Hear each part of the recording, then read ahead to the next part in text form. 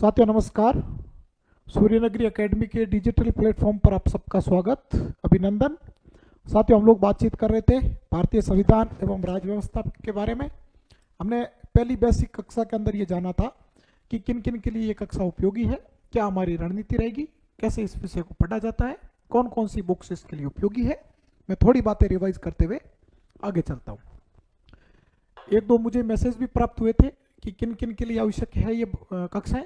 साथियों, मैं फिर बता रहा हूँ, आप किसी भी एग्जाम की तैयारी करेंगे या कर रहे हैं तो आपके लिए उपयोगी है। अगर आप मुख्य रूप से रीट लेवल 2 में साइंस मैथ के स्टूडेंट हैं तो आपके प्रत्यक्ष रूप से पात्रता तक काम की नहीं है। पात्रता के बाद में आपके लिए भी उतनी ही उपयोगी है जितनी सबके लिए उपयोगी है। इसके अलावा जो भी सेंट्रल गवर्नमेंट की अग्निवीर, एसएससी, रेलवे, जितनी सारी परीक्षाएं, उन सब परीक्षाओं के अंदर भारतीय राज्य व्यवस्था के सवाल पूछे जाते हैं। राजस्थान के अंदर ऐसी कोई परीक्षा नहीं है जिसमें राजस्थान की राज्य व्यवस्था के सवाल ना पूछे जाते हो। सब परीक्षाओं के अंदर समान रूप से ये बेसिक जब पढ़ा हुआ होगा तो आपके राजस्थान की राजनीति भी ठीक से समझ में आएगी। और रीट में अगर साइंस मैथ पात्रता तक तो उनके काम की नहीं है, लेकिन मेंस में तो उनके भी काम की है। इसलिए मैं फिर कह रहा हूं, अगर आप किसी परीक्षा की तैयारी कर रहे हैं और अगर आपको राजनीति की बेसिक जानकारी नहीं है, राजनीति के बारे में आपकी समझ इतनी नहीं है, तो आपके लिए कक्षाएं उपयोगी है और भविष्य में भी उपयोगी रहेगी। उसके बाद हमने जाना था कि बेसिक मैं बहुत आधारभूत तरीके से पढ़ा रहा हूँ। मैं ये समझ के पढ़ा रहा हूँ कि कक्षा 6 का विद्यार्थी है, उसको ज़्यादा कोई शब्दावलियों का नॉलेज है नहीं, छोटी मोटी घटनाओं का उनको आइडिया है। उन्हीं शब्दों से मैं मेरी बात को कनेक्ट करते हुए आगे बढ़ूंगा। नहीं तो फिर क्या कि सीधे कोई सब्जेक्ट पर अगर उनकी शब्दावली प्रयोग करेंगे तो शायद कुछ साथी है जो आर्ट्स बैकग्राउंड से नहीं है, कुछ साथी इंग्लिश मीडियम के हो, कुछ साथियों ने स्कूली जीवन में ज़्यादा इतना पढ़ाई की नहीं है, क्योंकि आप लोग सब जानते हैं कि राजस्थान में शिक्षा का ढांचा किस प्रकार से। और अगर बेसिक की 2-3 कक्षाएं पढ़ा लेंगे और उसके बाद में अगर उन चीज़ों से कनेक्ट करेंगे तो मेरे हिसाब से ठीक है। उसके बाद में विशेष क्या रहेगा, तो मैं ओल्ड सारे क्वेश्चन और एनसीईआरटी की सारी जानकारी, इसके अलावा मार्केट में उपलब्ध सब गाइड है, इसके अलावा जितना अब तक गुरुजनों को सुना, पढ़ा, समझा, और एक भारतीय संविधान को पेयर एक्ट, जो भारतीय मूल संविधान है, उस संविधान को सबको समाहित करते हुए आपके सामने सामग्री प्रस्तुत करूंगा। मेरी सामग्री पढ़ने के बाद में जब पढ़ाऊंगा तब तक ओल्ड क्वेश्चन सारे उसमें समाहित होंगे, एनसीईआरटी समाहित होगी, भारतीय मूल संविधान समाहित होगा, और सारी जितनी पुस्तकें गाइडें हैं वो सारी समाहित होगी। अगर आप लोग पढ़ना चाहे तो मैंने आपको पहले ही बताया था, राजस्थान और भारत दोनों के लिए राउत चौधरी की ज्ञान वितान पब्लिकेशन से किताबें आती है, दोनों किताबें उठा के ले आइए। मैं थोड़ा ये भी प्रयास करूंगा कि उन किताबों के आसपास ही रहूं ताकि आपका क्रम बना रहे।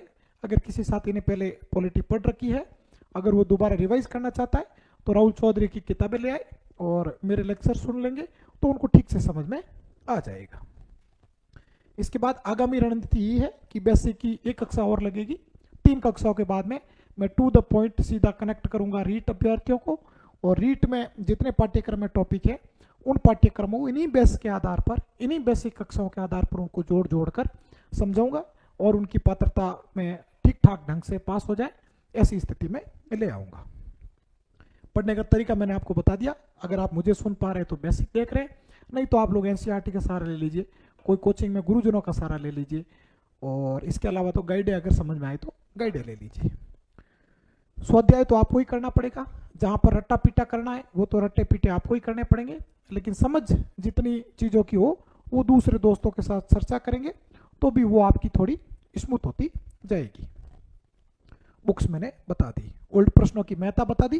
प्रैक्टिस के लिए मैंने ओल्ड प्रश्न तो हम लोग खुद सूर्यनगरी एकेडमी के मोबाइल एक एप्लीकेशन पर संभवतः 2-4 दिन में हम लोग ऐप ले आएंगे, उसमें धीरे धीरे उसमें सारा काम करेंगे तो महीने भर के बाद में उसमें आपको सारे क्वेश्चन मिलेंगे। फिर विषय में हमने प्रवेश किया, फिर हम लोग पाठ्यक्रम की ओर आगे बढ़ रहे हैं। हमने सबसे पहले जाना था कि लोग जब मानव की उत्पत्ति हुई तो मानव झुंड में रहने लगा, क्योंकि पशु वगैरह उस समय मनुष्य का शिकार कर लेते थे, खूब सारे जीव जंतु थे, तो मनुष्य है वो झुंड में रहता था। फिर उन्होंने धीरे धीरे आग जलाना सीखा, फिर पहिए का आविष्कार हुआ, फिर खान पान का हुआ, फिर उन्होंने पशुपालन किया, खेती करना सीखा। इस प्रकार से मनुष्य का जीवन आगे बढ़ा। तो मनुष्य धीरे धीरे जब स्थायी जीवन आया तो कबीलों में रहने लगा। कबीलों में भी खूब सारे उनके विवाद हो जाते थे, तो उनको निपटाने के लिए कुछ लोगों की कमेटियां टाइप बनी थी, समितियां टाइप, यानी एक 2-4 लोग मिलकर निर्णय कर लेते थे, जो बुजुर्ग हुआ करते थे, उनको हम लोगों ने कुलीन तंत्र कहा था। उसके बाद में धीरे धीरे जो जनसंख्या अधिक हुई, संसाधनों में धीरे धीरे जब मनुष्य को ज़्यादा संसाधनों की आवश्यकता हुई, तो फिर से वैमनस्य उत्पन्न हुआ।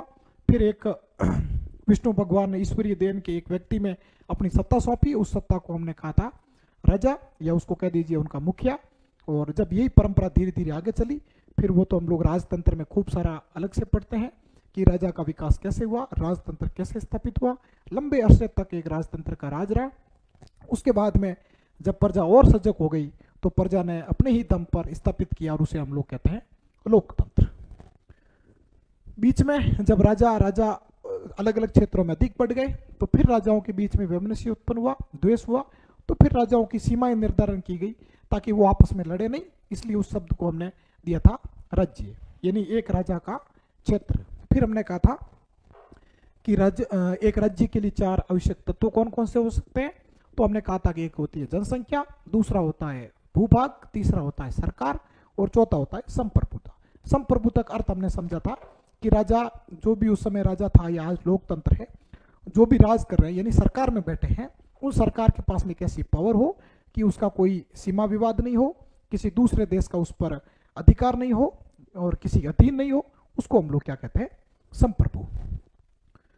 फिर हमने पढ़ा था कि सरकार क्या है, तो आप लोगों को मैंने समझाया कि राज्य कहने के लिए जो 4 आवश्यक तत्व होते हैं, उसमें से एक सरकार होता है, और सरकारें कई प्रकार की हो सकती है, लेकिन मुख्य रूप से सरकारें 3 प्रकार की विकसित हुई। उसमें पहले थी कुलीन तंत्र, फिर आया था लोकतंत्र, उसके बाद में आज वर्तमान में है, पहले कुलीन तंत्र, फिर राजतंत्र, उसके बाद में आज व्याप्त हो चुका है लोकतंत्र। फिर हमने पढ़ा था कि सरकार के अंग कौन कौन से हैं, तो सरकार कहीं पर भी हो, सरकार का मतलब है कि शासन करने वाला है, या फिर उस समय राजा थे, आज हम लोग प्रधानमंत्री, राष्ट्रपति, मंत्री, ये सारे कहते हैं, ये सारे सरकार होती है। इसके अलावा फिर हमने पढ़ा कि सरकार के अंग कितने हैं, तो हमने कहा था 3 अंग होते हैं। एक कोई कानून बनाता है यानी व्यवस्था करता है, दूसरा उसको लागू करता है, तीसरा उसकी जांच करता है। ये सरकार के प्रकार हमने बता दिए, ये अंग हमने बता दिए, ये इनको हमने कनेक्ट करना सिखा दिया कि सरकार का प्रकार कोई भी हो, उसके अंग तो कितने होंगे, 3 होंगे। फिर हमने इनकी परिभाषाएं वगैरह लिखी नहीं थी, लिखना कैसे, मैं तीसरी कक्षा में सारा 3 कक्षाओं का बेसिक है वो पूरा एक जगह लिखवा लूंगा, और अब कक्षाएं मैं निरंतर लूंगा, चूंकि 2 दिन बीच में कोई तकनीकी कारण से मैंने कक्षाएं नहीं ली थी। आगे अब कक्षाएं मेरी निरंतर रहेगी। आज ये कक्षा आ रही है, कल इसकी लास्ट बेसिक आ जाएगी, और संभव हुआ तो कल ही मैं रीट परीक्षार्थियों के लिए पहली कक्षा ले लूंगा। उसके बाद में ज़्यादा अगर बेसिक से टू द पॉइंट पढ़ाएंगे, पहले बेसिक पढ़ा हुआ होगा तो ठीक से समझ में आ जाएगा, जब ठीक से समझ में आ जाएगा तो परीक्षा पास करना आसान हो जाएगा। बाकी रट्टे पिट्टे वाली मैं रटवा दूंगा। फिर हमने व्यवस्थापिका की परिभाषा अगर कोई लिखना चाहे पहले से ही, तो ऐसा लिखे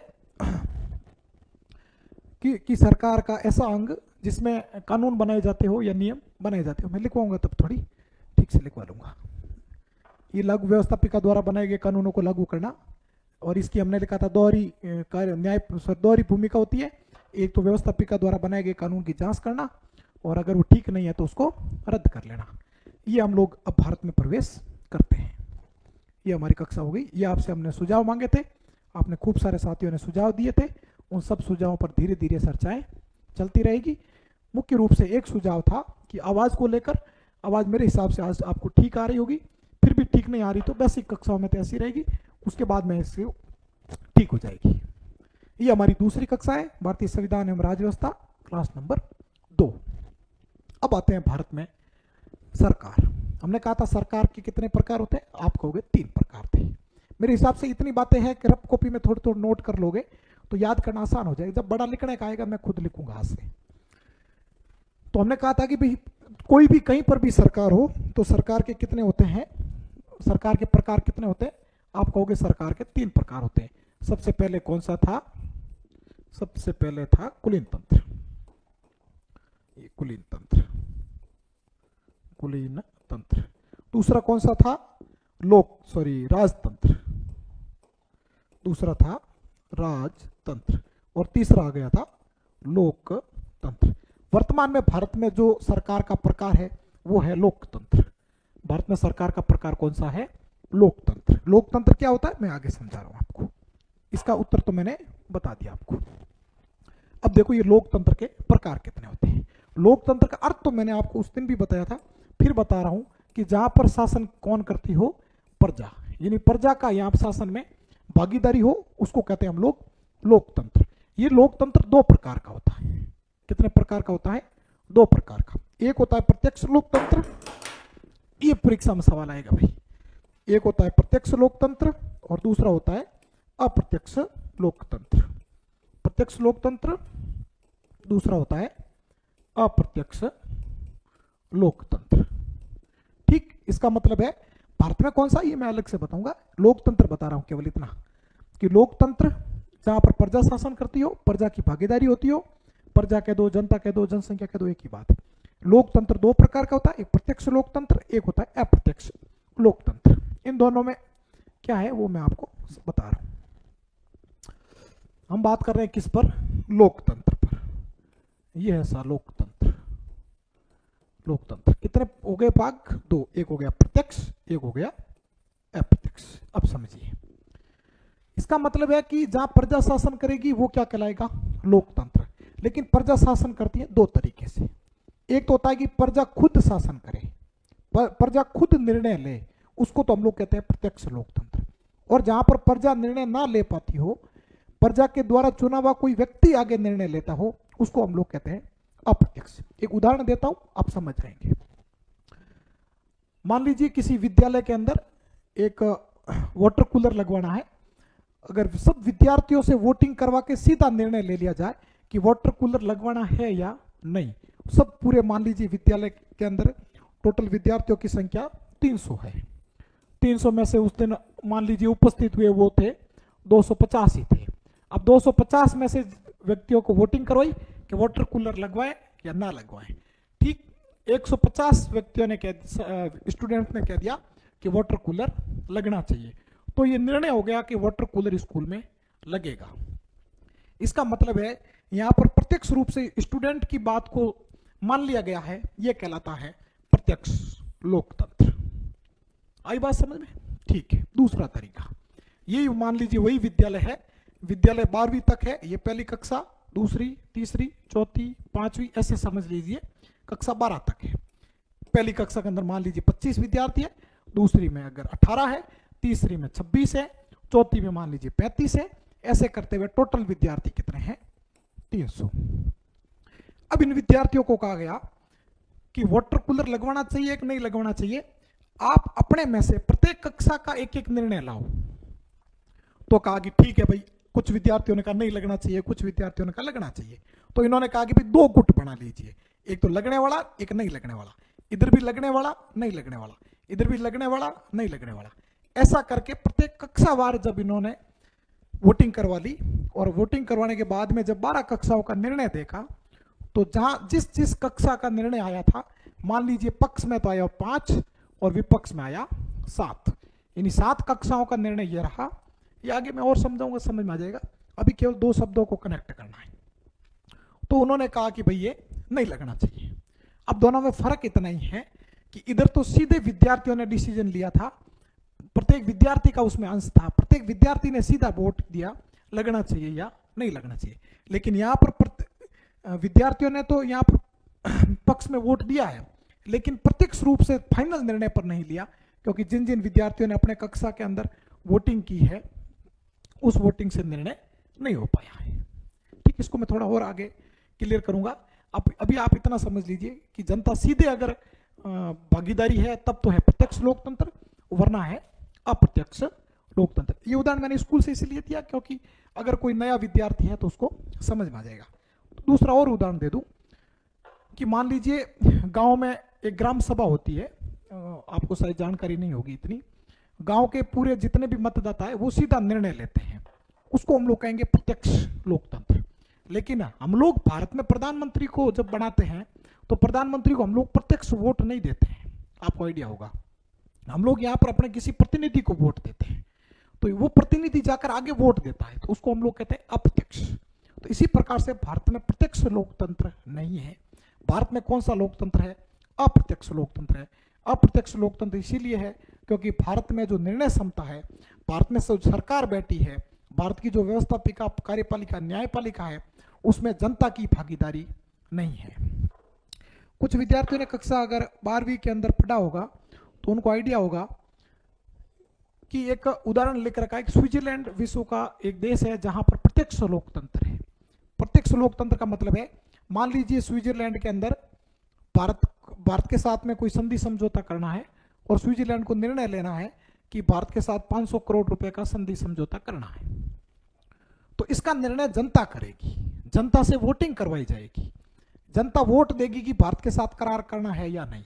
तो वो प्रत्यक्ष रूप से जनता निर्णय ले रही है, उसको हम लोग कहते हैं प्रत्यक्ष लोकतंत्र। और आपको आइडिया होगा कि भारत में अगर किसी रूस से कोई अगर अपने का संधि करार करना है या स्विट्जरलैंड से ही करना है तो हमको कोई नहीं पूछता है, वो सरकार में बैठे व्यक्ति निर्णय ले लेते हैं, मंत्री निर्णय ले लेते हैं, संसद निर्णय ले लेती है।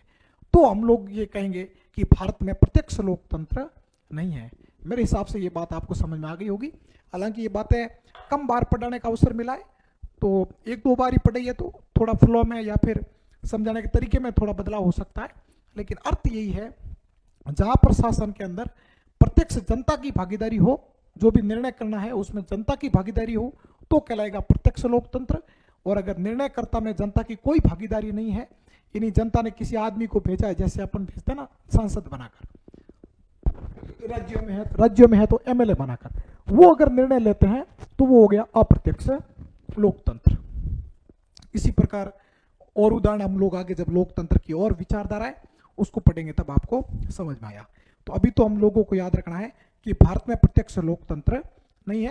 हालांकि अगर किसी विश्व का उदाहरण पूछे तो स्विट्जरलैंड देश है जहां पर प्रत्यक्ष लोकतंत्र व्याप्त है।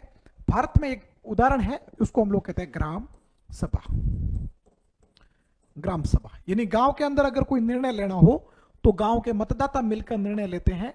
हालांकि ये चीजें अपन कम जानते होंगे, लेकिन कागजों के अंदर ये चीजें सारी होती है। राजस्थान के अंदर एक वर्ष में 4 ग्राम सभाएं आयोजित होती है। एक होती है 15 अगस्त को, एक होती है 26 जनवरी को, एक होती है अपने 2 अक्टूबर को, और एक होती है मजदूर दिवस के दिन 1 मई को।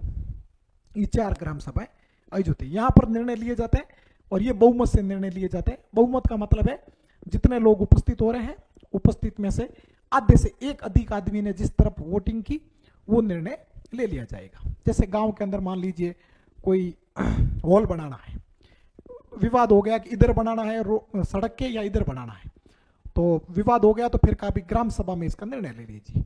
तो ग्राम सभा जिस दिन बैठेगी उस दिन ये प्रस्ताव लाया जाएगा। ग्राम सभा ने निर्णय लिया यानी प्रत्यक्ष जनता निर्णय ले रही है, तो वो कहलाता है प्रत्यक्ष लोकतंत्र। और भारत में अगर ऐसा विवाद हो जाए कि पाकिस्तान के साथ सीमा विवाद निपटा लेना चाहिए या फिर पड़ा रहना देना चाहिए, जम्मू कश्मीर का राज्य का दर्जा समाप्त कर दिया, उसको वापस ठीक कर लेना चाहिए या नहीं कर लेना चाहिए, ऐसे निर्णय करने में अगर जनता की भागीदारी होती है तो उसको कहते हैं हम लोग प्रत्यक्ष लोकतंत्र। किंतु भारत में ऐसा सिस्टम नहीं है, इसलिए हम लोग भारत में इस प्रश्न का उत्तर देंगे अप्रत्यक्ष लोकतंत्र। देखो मैं लोकतंत्र की बात कर रहा हूं, अगर आप निर्वाचन शब्द यूज करेंगे तो गलत हो जाएगा, वो मैं आगे आपसे ठीक करवाऊंगा। अभी आपको इतना याद रखना है, लोकतंत्र भारत में लोकतंत्र कौन सा, आप कहोगे अप्रत्यक्ष लोकतंत्र। कोई पूछे भाई अप्रत्यक्ष कैसे है, तो कहना कि हमारा कोई योगदान नहीं है। भारत में जो भी निर्णय लिए जाते हैं वो जनता नहीं लेती है डायरेक्ट, वो जनता के द्वारा चुने हुए व्यक्ति भेजे जाते, वो निर्णय ले लेते हैं। अपने क्या होता है, जैसे मान लीजिए गांव में हमने सरपंच बना लिया, सब जनता ने मिलकर बना लिया, और फिर अगर कोई गांव की बात आई तो सरपंच अगर हमारे विरुद्ध कोई काम करेगा तो भी उसका ही मान्य होगा, फिर हम लोग कुछ भी नहीं कर सकते। एक चीज और समझाऊं आपको, स्विट्जरलैंड देश के अंदर ऐसा सिस्टम है कि अगर आपने किसी को विधायक बनाया है, किसी को अपने प्रधानमंत्री बनाया है, किसी को आपने एमएलए बनाया है, सॉरी अपने एमपी बनाया है, यानी सांसद, सरपंच, जितने सारे प्रत्यक्ष रूप से किसी को चुना है, तो आप उसको हटा सकते हैं, जब चाहो तब उसको वापस हटा सकते हैं। भारत में ऐसा सिस्टम नहीं है। भारत में अगर एक बार हमने किसी एमएलए को चुन लिया यानी विधायक को चुन लिया है, तो 5 साल तक जनता के पास में कोई ऐसी पावर नहीं है कि उसको हटा दे। 5 साल तक जनता कोई भी निर्णय नहीं ले पाती। इसलिए हम लोग कहते हैं कि भारत में अप्रत्यक्ष लोकतंत्र है। अगर प्रत्यक्ष लोकतंत्र होता तो हम लोग धरना प्रदर्शन करते, जाते कि साहब हमारे एमएलए साहब ठीक से काम नहीं कर रहे हैं, और आप लोग हमें एक ऐसा प्रस्ताव लाइए, चुनाव वापस करवाइए, हम लोग इनको हटाकर दूसरे आदमी को लगाएंगे। तो फिर वापस वही चुनाव होते कि विधायक आपके ठीक काम कर रहे हैं नहीं कर रहे हैं, आपको हटाना है या रखना है, तो वापस वोटिंग होती है। हो सकता है कि वापस वो हार जाते या जीत जाते। लेकिन ऐसा भारत में सिस्टम नहीं है। अगर प्रत्यक्ष लोकतंत्र होता तो भारत में ऐसा सिस्टम होता, आज हमने किसी आदमी को चुनाव जीताया, कल हम उसको वापस पटक सकते हैं। लेकिन भारत में 5 साल तक का कार्यकाल है लगभग सब पदों का, वो 5 साल तक उसी पद पर बने रहते हैं। हालांकि सरपंच एक इसका अपवाद भी है। हालांकि भारतीय संविधान तो ये कहता है कि सरपंच के चुनाव अप्रत्यक्ष होते हैं, यानी सरपंच के चुनाव सीधे जनता द्वारा नहीं होता है। लेकिन राजस्थान ने यह प्रावधान कर रखा है कि सरपंच का चुनाव भी कैसे होगा, प्रत्यक्ष। तो भारत में एक अपवाद है कि सरपंच एकमात्र ऐसा पद है जो प्रत्यक्ष जनता द्वारा चुना जाता है और उसको हम लोग हटा सकते हैं।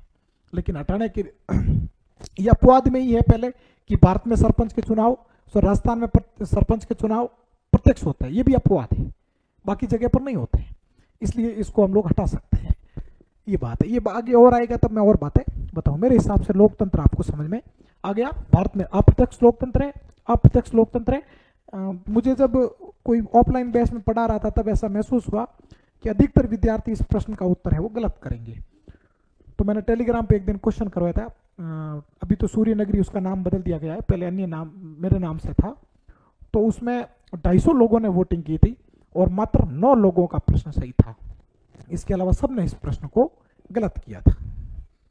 तो ऐसे खूब सारे प्रश्न आएंगे जो आपसे भी गलत करवाएंगे। भारत में सरकार के अंग, हमने कहा था सरकार कहीं की हो, सरकार के अंग तो कितने होंगे, 3। और भारत में भी सरकार के कितने अंग हैं, भारत में भी सरकार के अंग 3 हैं। पहला हो जाएगा हमारा व्यवस्थापिका। बताओ देखे व्यवस्थापिका को दूसरे शब्दों में क्या कहते हैं?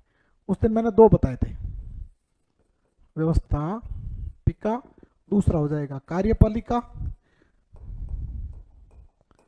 ठीक से लिखो थोड़ा है, ये कार्यपालिका। ये तो जितनी बार लिखो उतना कम है, ये तो पीछा नहीं छोड़ेंगे जब तक पढ़ाई करेंगे।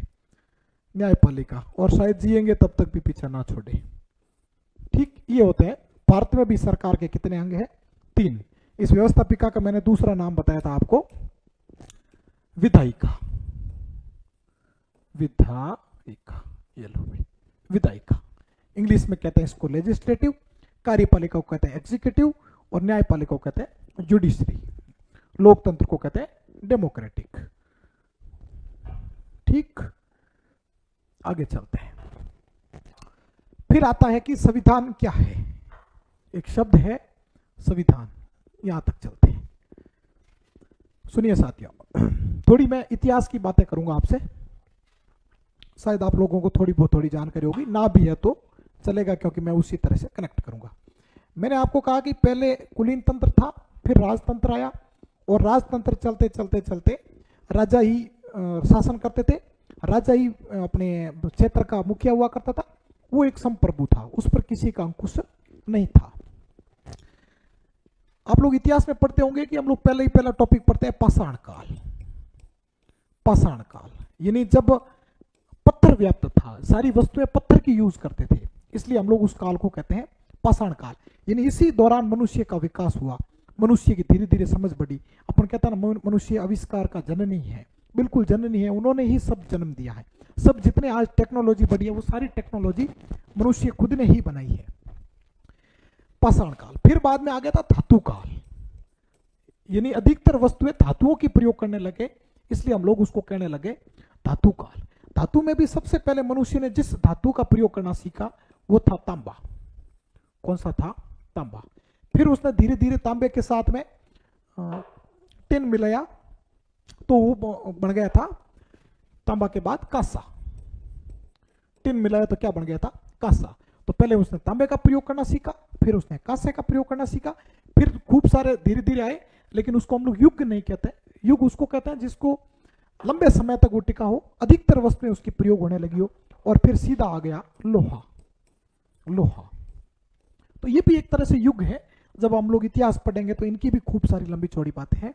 तो पहले पाषाण काल था, फिर धातु काल। धातु में पहला ताम्र, इसको हम लोग कहते हैं ताम्र युगीन, फिर कहते हैं इसको कांस्य युगीन, फिर होता है लो युग की। और वर्तमान में भी कौन सा युग चल रहा है?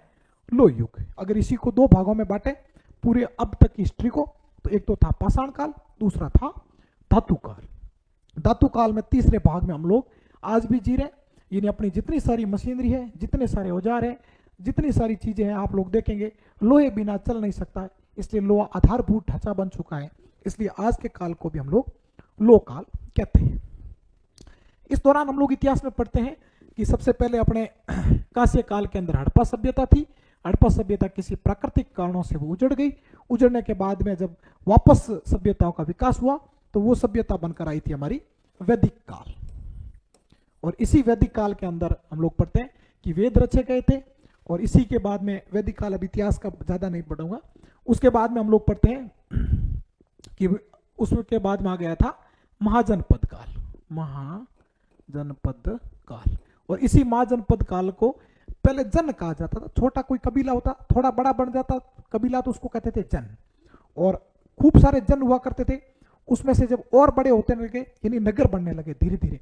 अपन आजकल गांव में रहते हैं ना, ढाणियों में रहते हैं। गांव में नहीं रहते हम ढाणियों में रहते हैं। एक घर इधर है, दूसरा 200-300 मीटर दूर है, तीसरा और 200-300 मीटर दूर है, तो इसको हम लोग क्या कहते हैं? ढाणिया। और जब झुंड में रहते हैं तो उसको हम लोग कहते हैं गांव। और जब और अधिक झुंड बढ़ जाए एक ही जगह पर खूब सारे, तो उसको हम लोग कहने लग जाते हैं धीरे धीरे नगर या शहर। तो ये भी धीरे धीरे, पहले थे जन से बने थे जनपद, जनपद से बन गए थे महाजनपद। यानी जनपद अपन पढ़ते हैं कि भारत में प्राचीन काल में 16 जनपद थे। 16 जनपद, जन तो खूब सारे थे, फिर 16 जनपद थे। 16 में से एक जनपद जो उभर कर आया, वहां शक्ति बढ़ने लगी और उसको हम लोग कहते हैं महाजनपद काल। महाजनपद काल के अंदर हम लोग पढ़ते हैं कि 16 महाजनपद काल हुए थे। सॉरी, मैंने जनपद में गलत बोल दिया था। जनपद तो खूब सारे थे। महाजनपद काल के अंदर 16 महाजन थे। 16 में से एक जो सबसे सर्वोच्च बना, उसको हम लोग कहते हैं मगध। और इसी मगध के अंदर भारत में हम लोग पढ़ते हैं कि पहला राजतंत्र स्थापित हुआ था। और हर्यक वंश पढ़ते हैं हम लोग इतिहास में, उसमें राजा बने थे। अपन पढ़ते हैं ना, अजातशत्रु, बिंबिसार, ये सारे बिंदु। उसके बाद में आ गया था मौर्य काल। मौर्य काल में हम लोग पढ़ते हैं चंद्रगुप्त मौर्य। चंद्रगुप्त मौर्य के बाद में बिंदुसार, बिंबिसार उधर, बिंदुसार इधर, फिर अशोक। फिर हम लोग पढ़ते हैं कि मौर्य काल जब खत्म हुआ तो इसके मौर्य काल से जस्ट थोड़ा पहले हम लोग पढ़ते हैं महात्मा बुद्ध, महावीर स्वामी। तो ये सब महाजनपद काल के दौरान की घटनाएं हैं। महाजनपद काल के बाद में आ गया था मौर्य काल। मौर्यों के बाद में कुछ विदेशी आक्रमण हो गए थे, तो उस समय सबसे ज्यादा जो मुख्य था वो था कुषाण काल। कुषाणों के बाद में एक शक्ति जो बड़ी थी वो थी हमारी गुप्त काल। गुप्त काल के बाद में आ गया था हर्षवर्धन का हर्षकाल। और हर्षवर्धन के बाद में आ गया था राजपूत काल।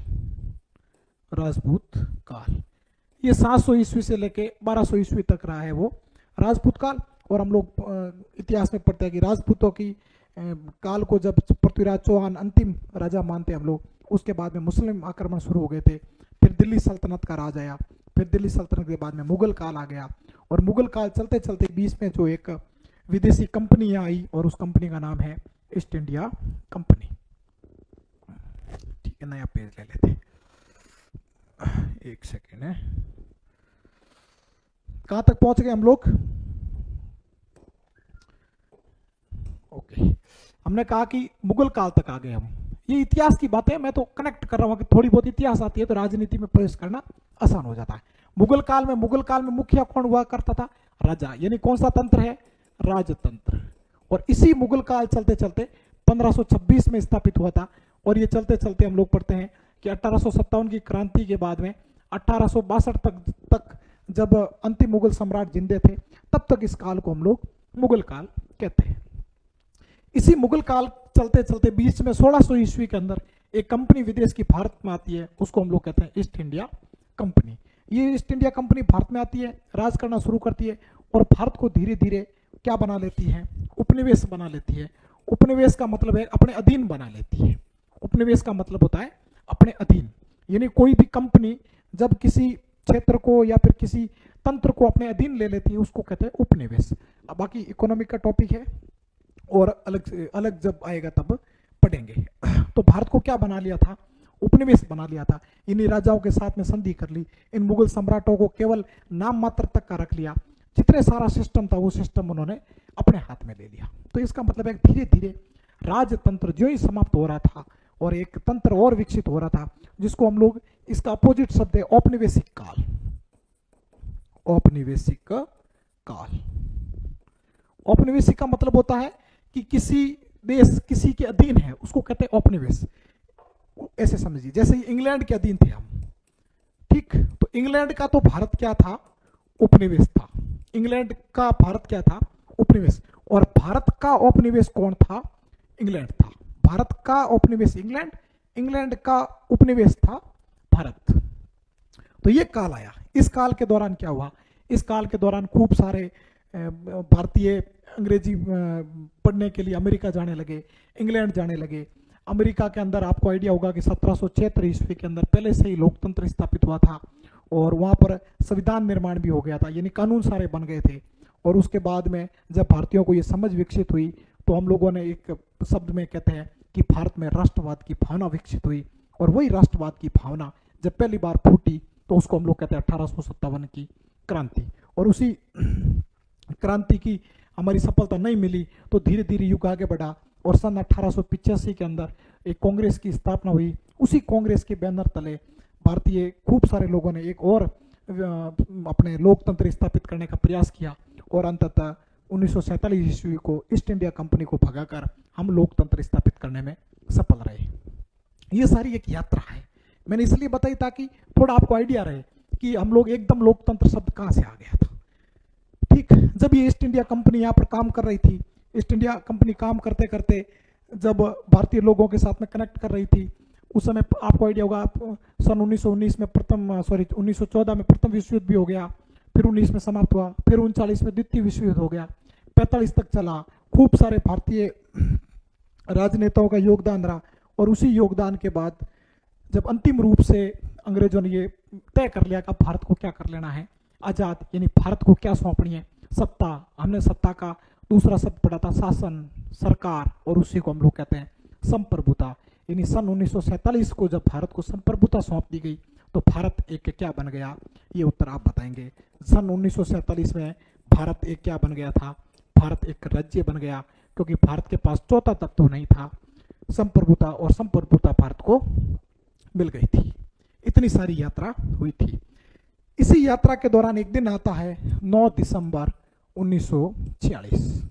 9 दिसंबर 1946 इस दिन भारत में संविधान लिखा जाना शुरू होता है। ये तो अलग टॉपिक बाद में बताऊंगा। क्या लिखा जाने लगा, संविधान। ऐसा हुआ था जब भारतीय कह रहे थे कि हमको आजाद कर दीजिए, तो इतिहास का विषय, आधुनिक इतिहास में पूरी लंबी छोटी कहानी पढ़ते हैं कि किस प्रकार से भारत को संविधान निर्माण की परिस्थितियां बनी। हालांकि अपना फैक्ट के हिसाब से 5-7 अपन भी पढ़ेंगे। जब भारतीयों को आजाद करना था तो अंग्रेजों ने कहा तुम लोग लड़ोगे, पीछे भिड़ोगे, मरोगे, हम तो चले जाएंगे, लेकिन आपका शासन करने का तरीका ही नहीं पता है। तो भारतीयों ने खूब सारे चैलेंज भी स्वीकार किए, कहा मौका तो दो, पढ़ाई हम भी इंग्लैंड से करके आए हैं, तो कहा कि मौका देंगे।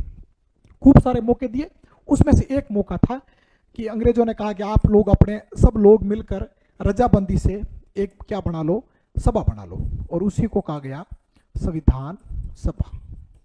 क्या कहा गया, संविधान सभा। तो एक संविधान सभा बनी और इसी संविधान सभा ने अपना जो पूरे भारत को आखिर में आगे जो अंग्रेजों के जाने के बाद में कैसे संचालन किया जाएगा, कैसे चलाया जाएगा, उसके लिए एक दस्तावेज तैयार किया। और उसी दस्तावेज जब तैयार होकर एकदम इसको स्वीकृत कर लिया गया, उसी को हम लोग कहते हैं संविधान। तो आपको समझ में आ गया होगा। वैसे तो मैं ये भी बोल सकता था कि संविधान एक किताब है और भारत में इसमें कानून लिखे हुए हैं, तो शायद थोड़ा कई विद्यार्थियों के समझ में ना आता, इसलिए मैंने थोड़ी यात्रा करवा ली आपको। ठीक, ये इतनी सारी बातें हो गई। ये रही खाली पीपीटी। ओके, ठीक। तो संविधान क्या है, तो संविधान आप कहोगे एक 9 दिसंबर 1946 के दिन संविधान सभा बैठी। उस संविधान सभा में कितने सदस्य थे, कौन कौन थे, क्या थे, वो तो अलग हमारा एक टॉपिक आएगा तब पढ़ेंगे। लेकिन आप कहोगे एक संविधान सभा थी, उसमें खूब सारे सदस्य थे, 389 थे, आप ऐसा कर सकते हैं। और उसके बाद उन लोगों ने मिलकर जो एक दस्तावेज तैयार किया, उस दस्तावेज को जब तैयार करके स्वीकृति दे दी गई, उसी को हम लोग क्या कहते हैं, संविधान। आप ऐसे समझे कि संविधान क्या है, तो मैं आपको समझाना चाहूंगा। मान लीजिए ये एक किताब थी और इसके अंदर पूरा भारत को संचालन कैसे किया जाएगा, इस किताब के अंदर उन्होंने लिख दिया, ये हमारा क्या कहलाता है, संविधान। ये नहीं है, मैंने उदाहरण दे रहा हूँ, ये भारत का क्या है, संविधान। ठीक, इसके अंदर क्या लिखे हुए हैं कि भारत में शासन सत्ता कैसे चलेगी, व्यवस्थापिका क्या काम करेगी, कार्यपालिका किन किन बातों को लागू करेगी, न्यायपालिका निर्णय कैसे करेगी, इसके अलावा जितना सारा लोकतंत्र है वो कैसे स्थापित रहेगा, निर्वाचन कैसे होंगे, कौन कौन से लोगों की भागीदारियां होगी, पूरा का पूरा सिस्टम इसके अंदर लिख लिया था। कुछ बातें रह गई तो उनको शक्ति दे दी गई कि कौन कौन इसका निर्णय लेगा। तो इसका मतलब ये हुआ कि संविधान एक किताब है। संविधान दो शब्दों से मिलकर बना है, सम प्लस विधान। सम का अर्थ होता है समूह और विधान का मतलब होता है कानून। इसका मतलब है कि मोटे मोटे तौर पर जो भारत को संचालित करने वाली चीज है वो है संविधान। और आपको अगर कोई पूछ ले कि भारत में सर्वोच्च कौन है, अगर कोई पूछे भारत में सर्वोच्च कौन है, तो भी आप उत्तर क्या देंगे, भारत में सर्वोच्च संविधान है। भारत में सर्वोच्च कौन है, आपका एक ही उत्तर होगा, भारत में संविधान सर्वोच्च है। भारत में सर्वोच्च कौन है, संविधान। ऐसे भारत में सर्वोच्च कौन है, इसके 8-10 सवाल है, वो आगे जब टॉपिक पढ़ेंगे तब बात करो। फिलहाल इतना ही पूछे भारत में सर्वोच्च कौन है, संविधान है। संविधान के अनुसार भारत में सर्वोच्च कौन है, आप कहेंगे जनता है। कैसे, वो आगे जब इस संविधान को पढ़ेंगे तो बातें करेंगे। ठीक, भारत में सर्वोच्च हो गया संविधान, भारत में संविधान के अनुसार सर्वोच्च हो गया जनता। वैसे पूछेगी भारत में राष्ट्राध्यक्ष कौन है, तो उत्तर हो जाएगा राष्ट्रपति। भारत में शासन का प्रमुख कौन है, उत्तर हो जाएगा प्रधानमंत्री। भारत में इस संविधान में संशोधन करने की शक्ति किसमें है, तो आपका उत्तर हो जाएगा संसद। आप कहोगे कि संसद को भारत में क्या कहा जाता है, सॉरी संसद क्या है, तो भारत की ये व्यवस्थापिका है। ये मैं आगे बताऊंगा कि व्यवस्थापिका तक तो आपको बता दिया कि भारत में व्यवस्थापिका क्या कहलाती है, ये मैं आगे बताऊंगा। संसद को क्या कहा जाता है, व्यवस्थापिका। गुरुजी व्यवस्थापिका का काम तो कानून बनाना होता है, बिल्कुल। भारत में कोई भी कानून बनाना होगा, शक्ति किसके पास है, व्यवस्थापिका के पास। भारत में सर्वोच्च निर्णय क्षमता किसके पास में है, वो न्यायपालिका के पास में है। इस व्यवस्थापिका द्वारा बनाए गए कानून को लागू कौन करता है, तो वो कार्यपालिका करती है। कार्यपालिका में कौन कौन लोग होते हैं, मंत्री होते हैं, राष्ट्रपति होते हैं, प्रधानमंत्री होते हैं। तो फिर ऐसा करके सब जगह पर अपनी अपनी योगदान है। फिलहाल इतना याद रख लीजिए, भारत में सर्वोच्च कौन है, संविधान। संविधान के अनुसार सर्वोच्च कौन है, जनता। और बाकी बातें हम लोग आगे और क्रमवार करेंगे। अब थोड़ा मैं आपको और एक चीज से समझाना चाह रहा हूं, उस तरफ आगे बढ़ते हैं। ये लीजिए साथियों, हम लोग जानते हैं कि अपन गांव में रहते हैं, ढाणियों में रहते हैं, कोई शहर में रहता है। तो शहर में रहता है तो अक्सर, चलो इसको बड़ा कर लेते हैं, ओके। एक थोड़ा ढांचा समझा देते हैं, फिर हम लोग एक छोटी क्लास रहेगी, उसके बाद में हम लोग टॉपिक पर आ जाएंगे। ये देखिए, अपन लोग गांव में रहते हैं, ये ढाणियां हैं या शहर की कोई गलियां हैं, 2, 4, 5, 8, 10, 15, 20। ये अपना घर है, ये अंकल का घर है, ये दादाजी का है, ये पड़ोसी का है, ये जलने वालों का है, सबका है। ठीक, कुछ घर मिलकर यानी 20, 30, 40, 50, 100 घरों का एक समूह मिलकर एक राजनीतिक इकाई बनता है, और इसको हम लोग कहते हैं, बाद में क्या कहते हैं, इसको नाम बाद में दूंगा, एक इकाई बनाई जाती है। ठीक, ऐसे ही थोड़ा दूर कुछ घरों को मिलाकर एक और इकाई बनती है, ये इकाई बन गई। थोड़ा दूर और मिलकर एक इकाई बनती है। इस प्रकार से एक गांव के अंदर खूब सारी इकाइयां बना दी जाती, खूब सारी मतलब 2, 3, 4, 5। फिर ये मान लीजिए मेरा गांव है, थोड़ा दूर एक आपका गांव है, आपके गांव में भी इसी प्रकार से एक क्या बना दी जाएगी, इकाइयां बना दी, समूह बना दिया जाएगा। और जब एक गांव और दूसरे गांव का जो समूह मिला दिए जाते हैं, तो दोनों को मिलाकर जब जनसंख्या देखी जाती है, तो जनसंख्या अगर 3000 है, तो उस 3000 की जनसंख्या की एक और इकाई बना दी जाती है। ठीक, तो मैं आगे बता रहा हूं, इसको कला ही रहने देते हैं। हमने कहा था कि एक गांव के अंदर ये 3 इकाइयां हैं, दूसरे गांव के अंदर ये 4 इकाइयां हैं। ये लो 4 इकाइयां हैं, ये 2 गांव हैं, इसको हम लोग कहते हैं राजस्व गांव। ठीक, इन 2 गांवों को मिलाकर एक और इकाई बनाई जाती है और इस इकाई को हम लोग कहते हैं ग्राम पंचायत। ग्राम पंचायत, ये एक इकाई बनती है, इसको हम लोग कहते हैं ग्राम पंचायत। आप कहोगे तो फिर ग्राम पंचायत में ये क्या है? अपन जो मैंने पहले भी बात की थी, जो वार्ड होते हैं उन ये होते हैं वार्ड। आप कहोगे क्या एक से अधिक गांव होने जरूरी है? कोई जरूरी नहीं। अगर एक ही गांव के अंदर जितने वार्ड चाहिए उतने वार्ड बन जाते हैं तो एक ही गांव में एक ग्राम सभा हो सकती है। लेकिन अधिकतर एक ग्राम पंचायत के अंदर 2-3 गांव होते हैं, 4 भी हो सकते हैं, 1 भी हो सकता है, कोई फिक्स नहीं है। ठीक है, ये कितने होने चाहिए ये तो जब टॉपिक पढ़ेंगे तब बात करेंगे। मान लीजिए ये वार्ड है, फिर इनको नंबर दे देते हैं कि ward number 1, ward number 2, ward number 3, ward number 4, ward number 5, ward 6, ward 7, 2 और बना लो है क्योंकि न्यूनतम 9 का प्रावधान है। अपवाद तो सब जगह है बट न्यूनतम 9 का प्रावधान है। आज मैं आपसे बात कर रहा हूं, 20 तारीख के बाद यही बातें मार्केट में बहुत ज्यादा हलचल मचाई रखेगी। मान लीजिए 9 वार्ड है, इन 9 वार्ड में इसमें खूब सारी जनता है, 20-30 घर है, इसमें भी 20-30-40 घर है, इसमें मान लो 50-100 घर है, इसमें 40 घर है, इसमें 65 घर है, जितने भी है ये सब यहाँ के जो मतदाता होंगे, जो 18 वर्ष पूरी कर चुका है उम्र, वो मिलकर अपना एक आदमी को चुनेंगे, एक आदमी को चुनेंगे। यानी इनके भी चुनाव होते हैं, चुनाव होंगे। गांव में क्या है आजकल एक आदमी को ये भी बना लेते हैं कि भाई ये हमारे इनका एरिया का ये आदमी है, फिर भी वास्तव में तो इनके चुनाव होते हैं, कहीं कहीं पर होते भी है। 2 व्यक्ति, 3 व्यक्ति, 4 व्यक्ति, 5 व्यक्ति चुनाव लड़ेंगे और चुनाव लड़के एक व्यक्ति से यहाँ से विजयी घोषित किया जाता है। यहाँ विजय किस प्रकार होगा?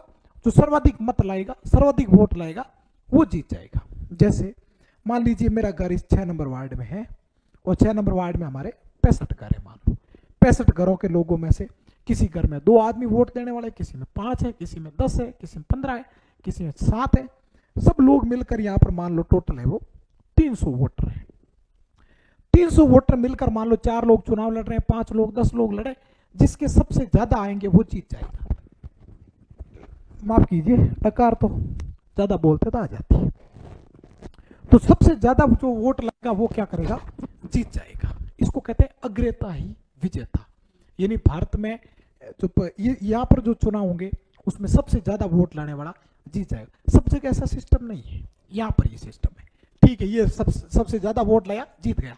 मान लो 15 लोग खड़े हुए थे और वोटर मान लो 300 थे। 15 वोटर में से एक आदमी के आगे मान लो 80, बाकी के सबके कम कम आए तो 80 वाला जीत जाएगा। ऐसा ही एक आदमी यहाँ जीतेगा, एक आदमी यहाँ, एक यहाँ, एक यहाँ, एक यहाँ, सब जगह पर एक एक आदमी जीत जाएगा। यह आदमी जीतकर, ग्राम पंचायत का मतलब एक कमरा है, कमरा है, उसका क्षेत्र पूरा गांव मतलब दोनों तीनों गांवों का है। एक कमरे के अंदर ये कमरा बैठा थी, इस कमरे में आके बैठ जाएंगे ये 9 के 9 आदमी। ठीक है, ये 9 के 9 आदमी आके बैठ गए। अब इन आदमियों का काम है कि आप अपने में से 2 आदमियों को अपना मुखिया बना लो। एक आदमी को तो अपना मुखिया बनाएंगे, उस आदमी को तो हम लोग क्या कहेंगे? सरपंच। और एक आदमी को मुखिया बनाएंगे, उसको कहेंगे उप सरपंच। अपने में से ही बनाना है, इन अपने में से ही बनाएंगे। एक आदमी को मान लीजिए ये बनाया, ये बना गया सरपंच। सरपंच अपने में से ही बनाया है और कोई नहीं आया है। और दूसरा आदमी बनाया उप सरपंच। उप सरपंच, ये 2 आदमी अपने अपने मुखिया बना लिए। इस प्रकार से एक ग्राम पंचायत का क्या हो गया है? गठन। ये जितने भी वार्ड में जो जीते आदमी, ये अपने गांव में तो क्या देते हैं? वार्ड पंच। ये दिख नहीं रहा, शायद चेंज कर लेते हैं। ये तो कहलाते हैं वार्ड पंच, और जब अपने गांव में वार्ड पंच कहते हैं, लेकिन ये जब यहां आके बैठेंगे तो ये क्या कहलाएंगे? ग्राम पंचायत सदस्य कहलाएंगे। क्या कहलाएंगे? ग्राम पंचायत, व्हाइट से लिखे, ग्राम पंचायत सदस्य। तो अब देखो 2 चीजें क्लियर हो गई। सरपंच का चुनाव कैसे होता है? आप कहोगे साहब जनता ने वोट नहीं दिया, तो कैसा हुआ? अप्रत्यक्ष। उप सरपंच का चुनाव कैसे हुआ? आप कहोगे जनता ने वोट नहीं दिया, अप्रत्यक्ष। हम कहेंगे इन ग्राम पंचायत सदस्यों के चुनाव कैसे हुए? आप कहोगे सर प्रत्यक्ष हुए थे, हमने ही वोट दिया था, आपने 300 वोटों में से 80 वोट लाने वाले आदमी को जिता भी दिया था, आधे लाने भी जरूरी नहीं थे, वो आदमी वोट कैसा था? प्रत्यक्ष। किंतु सदस्यों ये ध्यान रखना, आपको सदस्य बना दिया क्योंकि ये जो सरपंच है, इस सरपंच के चुनाव भारत की प्रणाली के अनुसार तो जैसे मैंने बताया वैसे ही होता है, किंतु राज्यों को ये प्रावधान दिया गया कि अगर कोई राज्य चाहे तो इस सरपंच के चुनाव कैसे करवा ले?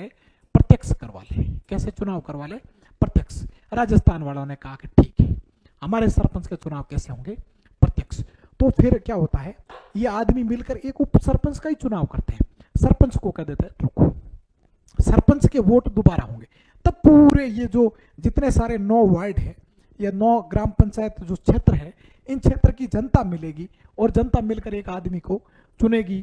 खड़े कितने भी हो सकते हैं, उसमें भी सबसे ज्यादा वोट लाने वाला क्या हो जाएगा? जीत जाएगा। उस आदमी को हम लोग क्या कहेंगे? सरपंच कहेंगे। तो बताओ, राजस्थान में तो सरपंच के चुनाव कैसे होते हैं? प्रत्यक्ष। ये राजस्थान है, ये स्थान हो गया, ये राजस्थान। तो राजस्थान में सरपंच के चुनाव तो कैसे होंगे? प्रत्यक्ष होंगे। तो आप याद रखना, अब तक आपने कितने वोट दिए हैं? आप कहोगे गुरुजी हमने 2 वोट दिए। अगर कोई शहर का स्टूडेंट मुझे सुन पा रहा है तो उनकी ये प्रणाली नहीं है, जब शहर वाली आएगी तब बात करूंगा। तो एक तो हमने किसको वोट दे दिया है? ग्राम पंचायत सदस्य को। दूसरा हमने वोट किसको दे दिया है? सरपंच को। यानी सरपंच का चुनाव प्रत्यक्ष, ग्राम पंचायत सदस्यों का चुनाव प्रत्यक्ष, और उप सरपंच का चुनाव हो गया अप्रत्यक्ष। तो 2 शब्द आपको और समझ में आ गए कौन कौन से, कि एक तो होता है प्रत्यक्ष निर्वाचन, एक होता है अप्रत्यक्ष निर्वाचन। तो आपको बताना है कि भारत में प्रत्यक्ष निर्वाचन होता है या अप्रत्यक्ष निर्वाचन। इसमें आपको उत्तर देना। वो प्रश्न अलग था, भारत में लोकतंत्र का प्रकार कौन सा है? आप उत्तर दोगे अप्रत्यक्ष लोकतंत्र। जब निर्वाचन की बात करोगे, वोटिंग कैसे होती है, आप कहोगे गुरुजी ये दोनों प्रकार की होती है, सरपंच के प्रत्यक्ष, ग्राम पंचायत सदस्यों के प्रत्यक्ष, उप सरपंच के अप्रत्यक्ष। तो भारत में अगर निर्वाचन पूछे, निर्वाचन का मतलब वोट, वोटिंग करना, चुनाव करना। अपने में से जैसे 10 लोग बैठे हैं, 10 में से 6 लोगों ने कह दिया ये होना चाहिए, उसको कहते हैं चुनाव होना। यानी मतलब बहुमत आ गया, उसको बहुमत कहते हैं, ज्यादा आए वो बहुमत है। कुछ शब्द को चूक जाता है तो आप लोग मुझे कमेंट कर लेना, उत्तर दे देंगे, आपको समझा दिया जाएंगे। मेरे हिसाब से मैं कोशिश कर रहा हूँ हर शब्द का 2-2, 3-3 अर्थ बताऊं ताकि आपके दैनिक जीवन से जुड़े शब्दों से कनेक्ट हो जाए। तो 2 शब्द आपको समझ में आ गए कि भारत में चुनाव प्रणाली कैसी है। आप कहोगे प्रत्यक्ष भी है, अप्रत्यक्ष भी है, दोनों है। आप कहोगे भारत में लोकतंत्र, आप केवल और केवल अप्रत्यक्ष लोकतंत्र है। प्रत्यक्ष लोकतंत्र का उदाहरण है, हाँ है। वो क्या थी? वो मैंने यहाँ लिखा था ग्राम सभा को। क्या लिखा था? ग्राम सभा। अरे गुरुजी ग्राम सभा, ग्राम पंचायत ये सदस्य से नहीं, उसका अलग तालमेल है, वो अलग से बताऊंगा, उसका यहाँ पर कोई लेना देना नहीं है। ठीक, अब आगे चलते हैं। जब हमने बात कर ली है कि ये कुछ लोग मिलकर एक ग्राम पंचायत बनाते हैं, ग्राम पंचायत में खूब सारे जनता होती है, जनता अपने अपने एरिया के हिसाब से एक एक आदमी को चुनती है, वो आदमी जाकर ग्राम पंचायत में बैठता है, वहां से एक आदमी को उप सरपंच बना लेते हैं, और वापस पूरी जनता ग्राम पंचायत की मिलकर एक आदमी को चुनती है, वो व्यक्ति कहलाता है सरपंच। तो यहाँ पर कौन कौन व्यक्ति हो गए? देखो गांव में कौन कौन हुए, शब्द याद रखना। एक तो हमने गांव में कहा था ये एक क्षेत्र था, इसको हम लोग कहते हैं वार्ड, इसको कह देते हैं वार्ड संख्या, या इसी को कहते हैं ग्राम पंचायत क्षेत्र। गुरुजी कितने होते हैं? न्यूनतम 9 होते हैं। ठीक, तो 1 2 3 4 9 तक होते हैं। ठीक है, और एक शब्द मैंने बता दिया राजस्व गांव। आप कहोगे राजस्व गांव, इसका मतलब एक गांव होता है ना अपना, वो राजस्व गांव है। एक मैंने शब्द बताया ग्राम पंचायत। क्या बताया? ग्राम पंचायत। अच्छा, आप कहोगे ग्राम पंचायत, ग्राम पंचायत कहती है 2-3 बातें ध्यान आनी चाहिए। अच्छा, एक ग्राम पंचायत में एक से अधिक गांव हो सकते हैं। ठीक है, एक ग्राम पंचायत में सदस्य होते हैं, वो कहलाते हैं ग्राम पंचायत सदस्य या वार्ड पंच। वो कौन होते हैं? आप कहोगे एरिया वाइज एक नाम क्षेत्र होते हैं, उनका एक सदस्य क्षेत्र होता है, वहां से एक एक आदमी जीत कर आते हैं और वो जीत कर आकर बैठते हैं, वो कहलाते हैं ग्राम पंचायत सदस्य। उनके चुनाव कैसे होते हैं? उनके प्रत्यक्ष होते हैं। और ग्राम पंचायत में क्या क्या होता है? एक उप सरपंच होता है। उप सरपंच कैसे बनता है? आप कहोगे जो वार्ड पंच जीत कर आए ना, वो वार्ड पंच ही अपने में से एक आदमी को क्या बना लेते हैं? उप सरपंच। फिर और कौन होता है? आप कहोगे इसका एक मुखिया होता है, उसको हम लोग कहते हैं सरपंच। हम कहेंगे सरपंच कौन होता है? आप कहोगे पूरे भारत में तो सदस्यों में से एक बनता है, लेकिन राजस्थान में पूरे इस ग्राम पंचायत की जनता जो भी वोट देने वाला 18 वर्ष का है, वो मिलकर एक आदमी को चुनाव कर लेते हैं या चुन लेते हैं, उसको कहते हैं हम लोग सरपंच। इतने सारे लोग यहाँ पर होते हैं। इसके अलावा 2 व्यक्ति और महत्वपूर्ण है, फिर हमारे निचला स्तर है वो कंप्लीट हो जाएगा। एक यहाँ पर इन सब कार्यों का ब्यौरा रखने वाला एक आदमी होता है, उसको हम लोग कहते हैं, वर्तमान में कहते हैं VDO, पहले अपन कहते थे ग्राम सेवक। क्या कहते थे? ग्राम सेवक। ठीक, पहले कहते थे ग्राम सेवक। ये लो, इसको कहते हैं वीडीओ, विलेज डेवलपमेंट ऑफिसर। ये क्या करता है? ये सरपंच को काम करना का तरीका बताता है, पूरा ब्यौरा रखता है। अपन भी कहते हैं ना भाई, अगर नरेगा वगैरह पे नाम लिखने हैं तो ग्राम सेवक लिख लेता है। ये सारा सिस्टम होता है। एक इस गांव के अंदर किसी जनता की जमीनें हैं, इन जमीनों का नाप तोल करना है, तो वो व्यक्ति होता है जिसको हम लोग कहते हैं पटवारी। कौन होता है भाई? पटवारी। तो एक होता है पटवारी जो गांव के अंदर नाप तोल का काम करता है, पुराने जमाने के अंदर ये राजस्व इकट्ठा करता था। और एक होता है वीडियो, जिसको आप लोग कहोगे, एक शब्द और याद आगे नहीं आ रहा है, प्रशासनिक। आगे आएगा तब इसका अर्थ बताऊंगा। अभी इतना याद रखो कि नरेगा वाले नाम वाम रखता है, सरपंच साहब के सहायता करता है। सरपंच अगर अनपढ़ बनता है तो भी उसको सिखाने का काम करता है, कौन सा पैसा कहाँ लगाना है उसका ब्यौरा रखता है, कैसे लगाना है, ये सारी चीजें वो समझाता है। इसके अलावा इसके और भी खूब सारे काम है, जब हम लोग अलग से टॉपिक पढ़ेंगे वीडियो या ग्राम सेवक, तब आपको और बताएंगे। तो इस सबसे निचले स्तर को तो हमने पढ़ लिया है, मैंने ठीक से कोशिश की आपको समझ में आए। फिर भी इनकी जानकारी आप अपने भाई बंधुओं से, मम्मी पापा से, किन्हीं से प्राप्त करेंगे तो आपको जानकारी मिल जाएगी। आप लोग पता करना कि आप तो एक तो कौन से वार्ड में रहते हैं, आपके वार्ड पंच कौन है, यानी ग्राम पंचायत सदस्य कौन है, आपके सरपंच कौन है और आपके उप सरपंच कौन है, ग्राम सेवक पटवारी का भी आइडिया हो तो ठीक है। इतनी मेरे हिसाब से समझ बन जाएगी। तो हम लोग इस राजनीति सब्जेक्ट को इसी प्रकार से धीरे धीरे एक क्रमवार करके प्रधानमंत्री राष्ट्रपति तक लेके जाएंगे। फिर इसमें खूब सारे सुप्रीम कोर्ट, मंत्री और भी खूब सारे पोस्टें हैं, उन सब पोस्टों पर हम लोग चर्चा करेंगे। एक क्लास और लगेगी, उस कक्षा के बाद में इस पूरे स्ट्रक्चर को मैं समाप्त कर दूंगा। उसके बाद में सीधा, जैसे अब इस ग्राम पंचायत में भी खूब सारे प्रश्न हैं। ग्राम पंचायत का मुखिया कौन है? सरपंच कहलाता है। इसका उप मुखिया कौन कहलाता है? उप सरपंच। इसके सदस्य क्या कहलाते हैं? ग्राम पंचायत सदस्य। न्यूनतम कितने सदस्य हो सकते हैं? 9 हो सकते हैं। और इसकी एक नई ग्राम पंचायत बनने के लिए कितनी जनसंख्या चाहिए? तो 3000 जनसंख्या चाहिए।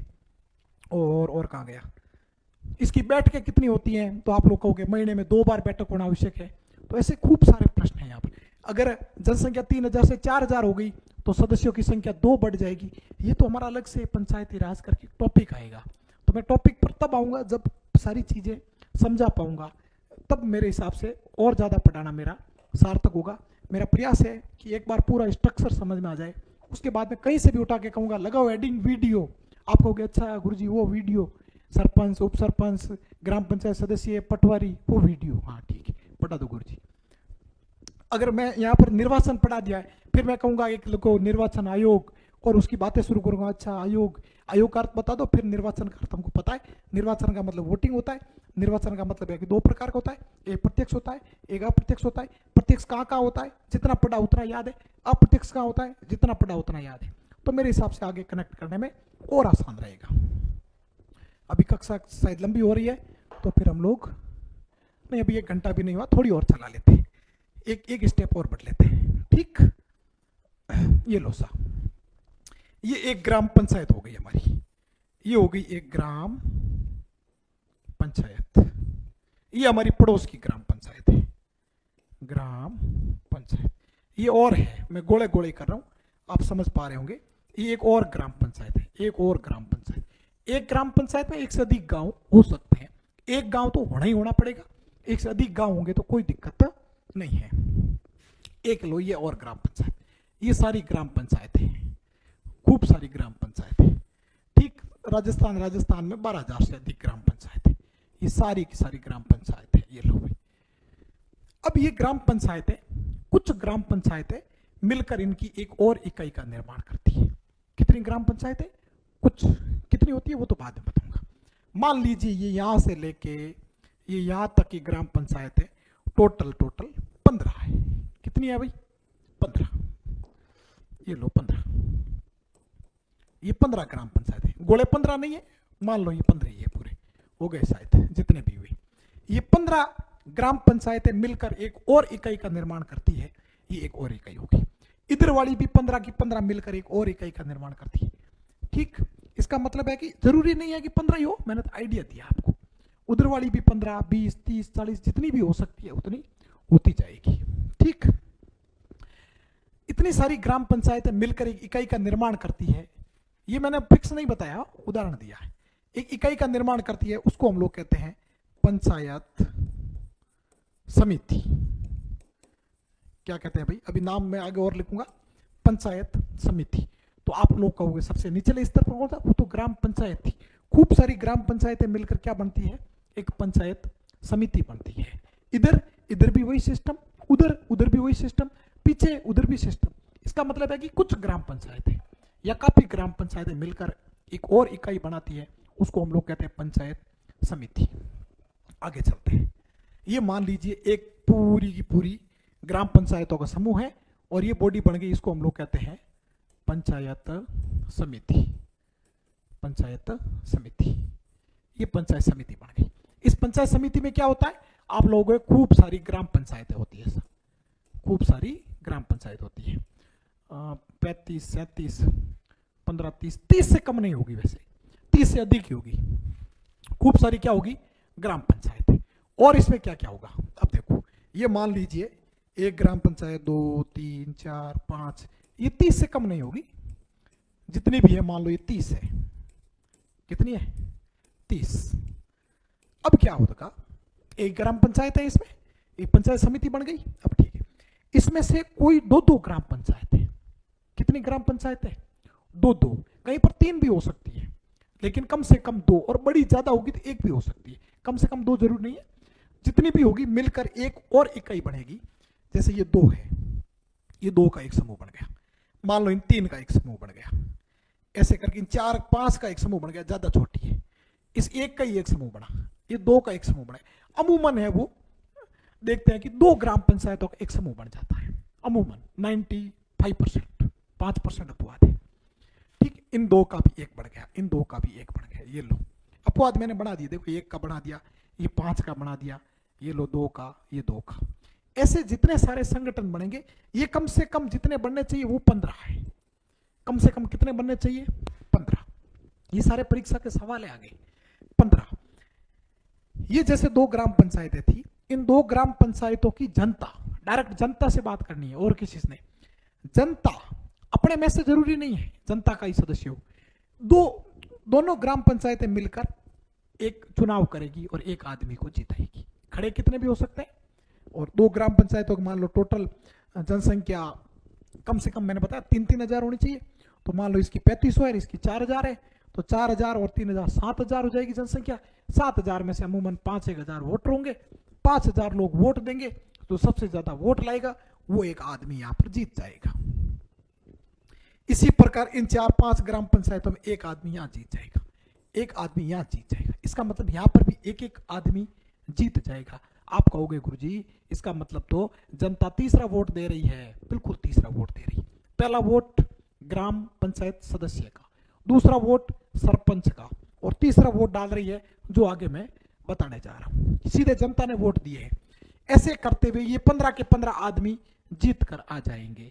कहां से जीत कर आएंगे, आप कहोगे सर 2-2 पंचायतें मिलाई थी, नाम बता दो, नाम बताएंगे। ये जीत कर आएंगे, ये जीत कर आकर इस पंचायत समिति का ये हॉल बना हुआ है, इस हॉल में आके बैठ जाएंगे। ओके सर, ये 15 के 15 आदमी आके बैठ गए। अब ये आदमी क्या करेंगे, अपने में से एक आदमी को तो बनाएंगे इसका मुखिया। जैसे ग्राम पंचायत में हमने बनाया था सरपंच को, उसी प्रकार यहां पर बनाएंगे, उस व्यक्ति को कहेंगे प्रधान। क्या कहेंगे भाई, प्रधान। ठीक लिखूं, ये लो भाई, एक व्यक्ति बनाएंगे प्रधान और एक को बना देंगे उप प्रधान। अच्छा, इसका मतलब आप कहोगे ये दोनों अप्रत्यक्ष हुए, ये दोनों कैसे हुए, अप्रत्यक्ष हुए। उधर सरपंच प्रत्यक्ष था राजस्थान में, और इधर प्रधान अप्रत्यक्ष है, उप प्रधान भी अप्रत्यक्ष है। लेकिन ये सदस्य कैसे हैं, आपको ये सदस्य हमने जनता ने भेजे, ये सदस्य प्रत्यक्ष चुनाव के तहत आए हैं। ठीक है, इसके बाद क्या होगा, ये जो सदस्य है ये आकर कहां बैठे हैं, पंचायत समिति में, तो ये सदस्य कहलाएंगे पंचायत समिति सदस्य। इसका मतलब तो ये तो बहुत आसान हो गया, पंचायत समिति के बैठने वाले आदमी पंचायत के सदस्य 2 मुखियाओं को बनाएंगे, एक प्रधान एक उप प्रधान। आगे मैं शॉर्ट करके और बता दूंगा, आपको ये समझ में आना चाहिए कि अच्छा ये होते कौन है। शायद मेरे हिसाब से 70-80% साथियों को नहीं पता होगा कि ये 2-2 पंचायतें मिलती है, एक आदमी जीतता है, एक आदमी जाता है, प्रधान बनाता है, बहुत कम लोगों को आइडिया होता है। आजकल थोड़ा सोशल मीडिया का जमाना आ गया तो थोड़ा माहौल वगैरह बनता रहता है, तो कि कौन खड़ा हुआ, कहाँ खड़ा हुआ, तो थोड़ा आइडिया लग गया। बाकी मेरे हिसाब से बहुत कम लोगों को जानकारी होती है। हम गांव में इस आदमी को कहते हैं मंडल सदस्य, कि कौन ऐसा मंडल सदस्य।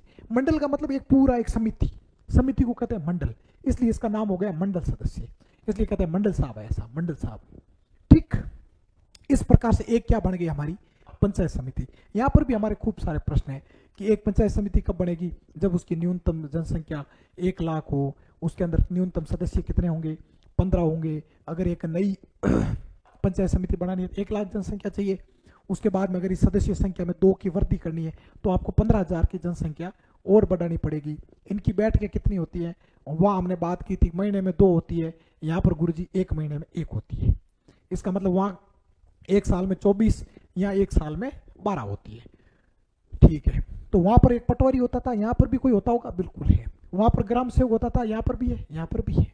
उनके बारे में भी बात कर लेते हैं। ये लो, ये आ गई हमारी ग्राम, सॉरी ये लो वापस लिख दो है, ये ग्राम पंचायत, पंचायत 2-2, 3-3 ग्राम पंचायतें मिलकर एक आदमी को बनाया। उस आदमी को कहते हैं हम लोग पंचायत समिति सदस्य। उन आदमियों ने एक संस्था और बनाई जिसको कहते हैं हम लोग पंचायत समिति, पंचायत समिति। ये पंचायत समिति, इसमें एक तो होता है भाई प्रधान, एक होता है उप प्रधान। इनके चुनाव कौन करता है, जिनको कहते हैं हम लोग पंचायत समिति सदस्य। कभी नाम से सुना होगा पीसीसी सदस्य। ठीक, ये पंचायत समिति सदस्य ही है। और इसके बाद में यहाँ पर और कौन होगा, इन सब का जैसे वहां पर वीडियो बैठता था वैसे यहाँ पर बीडीओ बैठता है, block development officer, block development officer. जैसे वहां पर पटवारी बैठता था वैसे यहाँ पर राजस्व के लिए तहसीलदार बैठता है। सॉरी, यहाँ तहसीलदार नहीं बैठेगा, वैसे तहसील बनेगी तब बैठेगा, फिर भी इनका कामकाज देखने वाला व्यक्ति होगा तहसीलदार, तहसीलदार। ठीक, तहसीलदार अक्सर एक तहसील होती है, तहसील क्या है वो आगे बताऊंगा, लेकिन इस कोई भी तहसील होगी उसके पंचायत समिति का काम, रेवेन्यू का काम, राजस्व का नाप तोल का काम अंतिम रूप से कौन करता है, तहसीलदार। इसमें और भी शब्द होते हैं, एक रेवेन्यू इंस्पेक्टर भी होता है जिसको हम लोग RI कहते हैं। एक कानून को शब्द हम लोग पढ़ेंगे आगे, तो वो सारी चीजें आएगी तब पढ़ेंगे। तो ये सारा यहाँ का स्ट्रक्चर होता है। वैसे अपने एक पंचायत समिति बनती है तो उसको हम लोग अक्सर तहसील और पंचायत समिति मिला कर, कहीं पर 1 होती है 2 होती है, वो हम लोग उपखंड कहते हैं, वो अलग चीज़ है। वो प्रशासनिक ढांचे में बाद में आएगी आगे, तब इनको मैं कनेक्ट करूंगा वापस कि BDO क्या है, तहसीलदार क्या है, कानून को क्या है, RI क्या है, और SDM क्या है, मजिस्ट्रेट क्या है, ये सारी चीज़ें आगे आएगी। अभी इतना समझ लीजिए, हमको आगे बढ़ के पूरे भारत तक पहुंचना है। तो नीचे से शुरू किया मैंने, ग्राम पंचायत सदस्यों से शुरू किया, पंचायत समिति, फिर सॉरी ग्राम पंचायत, फिर पंचायत समिति। पंचायत समिति में ये आदमी बन गए। अब थोड़ा बोलूंगा तो आपको समझ आ जाएगा। जैसे एक जिले के अंदर अक्सर 8, 10, 12, 15, 16, 17 पंचायत समितियां होती है। उसी पंचायत समितियों के अंदर क्या है, आपको इस पंचायत समिति में टोटल ग्राम पंचायत है कितनी, ग्राम पंचायत है। आप कहोगे गुरुजी एक सदस्य आया था तब कम से कम 2 ग्राम पंचायत होती, तो एक पंचायत समिति के लिए 30 एक तो हो ही सकती है। चलो ठीक है, 30 एक ऐसे ऐसे खूब सारी पंचायत समितियां होती है। प्रत्येक पंचायत समिति के अंदर 2-2, 3-3 ऐसे 2-2, 3-3 या 30-35 ग्राम पंचायतें मिलकर बनती है। इससे जो ऊपर एक संस्था बनती है उसको हम लोग कहते हैं जिला परिषद। जिला परिषद ये एक और संस्था बनती है। इसी को हम लोगों ने और कहीं सुना होगा आपने कि भारत में पंचायती राज त्रिस्तरीय है, 3 स्तर का है। 3 स्तर कौन कौन से हैं, पहला स्तर हो गया हमारा जिला परिषद, ऊपर से शुरू करें तो पहला जिला परिषद, फिर पंचायत समिति, और तीसरा आ जाएगा ग्राम पंचायत। ये जिला परिषद कैसे बनती है, इसमें क्या क्या होता है देखो। इस जिला परिषद का जो मुखिया बनेगा उसको हम लोग कहते हैं जिला प्रमुख। क्या कहते हैं भाई, जिला प्रमुख। दूसरे नंबर पर इसका जो उप मुखिया होगा उसको हम लोग कहेंगे उप जिला प्रमुख। क्या कहेंगे, उप जिला प्रमुख। इसमें जो सदस्य आएंगे उनको हम लोग कह देंगे जिला परिषद सदस्य। आप कहोगे गुरुजी ये तो सारी ठीक ठाक बात है। अब एक बात मुझे जो समझानी है उसको समझ लीजिए, ये ढांचा बन जाएगा। गुरुजी इस बार तो आपने ये पहले बता दिए, यहाँ पर सदस्य पहले बताए थे, तो मैं उसी तरह से आगे बता देता हूँ। हमने कहा कि ये छोटी जो एक ग्राम पंचायतें हैं, ग्राम पंचायतें जो अपने वाली थी, और हमने कहा कि दो दो ग्राम पंचायतें मिलकर एक एक आदमी का निर्माण करती है, सॉरी एक आदमी को चुनाव जीताते हैं, और वो आदमी जाकर आगे पंचायत समिति में बैठता है, तब पंचायत समिति का निर्माण होता है। मैंने कहा ठीक बात है आपकी, मान लीजिए ये मैंने गोले कितने कर लिए, 200, 250, 300 कर लिया, ऐसा आप लोग समझ लीजिए। हमने कहा कि दो दो ग्राम अमूमन दो दो ग्राम पंचायतें मिलकर एक सदस्य बनता था, और ये सदस्य कम से कम 15 होते थे, और ये जाकर एक किसका निर्माण करते थे, एक निर्माण करते थे पंचायत समिति। ये मान लीजिए एक पंचायत समिति बन गई। इसी प्रकार इधर की एक पंचायत समिति बन गई, इधर की भी एक पंचायत समिति बन गई, इधर की भी एक पंचायत समिति बन गई। इसका मतलब है खूब सारी पंचायत समितियां बनती है। पंचायत समितियां किससे बनती है? ग्राम पंचायतों से। ऐसा करते हुए मान लो ये टोटल रहेगा 3 और 3 6, ये 6 पंचायत समितियां बन गई, और हमारा एक और नई इकाई बन गई, उसको हम लोग कहते हैं जिला। क्या कहते हैं भाई? जिला। और इसी के अंदर इस सब का समूह हमने कहा जिला परिषद। क्या कहलाती है? जिला परिषद। अब इसमें हमने सदस्य कहां से आएंगे वो समझिए। इसके अंदर भी जो एक एक सदस्य आएगा, ये कम से कम 17 सदस्य आएंगे यहां पर। ये पंचायत समितियां कितनी है उससे कोई लेना देना नहीं है। ये जो ग्राम पंचायतें थी 1 नंबर 1 2 1 2 1 2 1 2, ऐसे टोटल 10 ग्राम पंचायतें मिलके, कितनी ग्राम पंचायतें मिलेगी? कम से कम, फिक्स नहीं है लेकिन अनुमानित जो जनसंख्या का है वो है 10 ग्राम पंचायतें मिलकर एक आदमी को जिताएगी। इनके भी चुनाव होंगे प्रत्यक्ष। गुरुजी हम चौथा वोट डालने जा रहे हैं, बिल्कुल जनता प्रत्यक्ष वोट देगी और एक आदमी को जिताएगी, और वो आदमी कहलाएगा जिला परिषद सदस्य। अच्छा, इतने वोट होते हैं क्या? होते हैं, अपने को पता ही नहीं चलता है। ठीक, आगे बताऊंगा कौन से वोट अपने सिस्टम में कैसे होते हैं। तो एक आदमी को जो चुनाव जिताया जाएगा वो आदमी कहलाएगा जिला परिषद सदस्य। यही 15 इन टोटल, जैसे इस 10 में से एक जीता, इस 10 में से एक, 10 में से एक, 10 में से एक, 10 में से एक, 10 में से एक, 10 में से एक, इस प्रकार 10 में से एक आदमी जीत कर जाएंगे। ये अधिकतर कितने भी हो सकते हैं, लेकिन न्यूनतम कितने होंगे? 17 होंगे। न्यूनतम कितने होंगे? 17। यही 17 आदमी एक ऑफिस में आके बैठेंगे, उसको हम लोग कहेंगे जिला परिषद। यही 17 आदमी अपने में से एक आदमी को चुनेंगे, उसको बनाएंगे हम लोग जिला प्रमुख, और एक आदमी को बनाएंगे उप जिला प्रमुख। इतनी सारी रामायण थी, हम लोग जिले तक आ चुके। अच्छा, इस जिले में भी कोई वो अधिकारी वगैरह होते हैं? बिल्कुल होते हैं, यहाँ पर भी होते हैं। यहाँ पर प्रशासनिक मुखिया होता है कलेक्टर, जैसे वहाँ वीडियो था, आगे बीडीओ था, यहाँ पर अपने होता है कलेक्टर, या फिर एक और व्यक्ति होता है इसका सहयोगी, इसको कहते हैं सीईओ, चीफ एग्जीक्यूटिव ऑफिसर, मुख्य कार्यकारी अधिकारी। वो सारा इसका सिस्टम देखते हैं।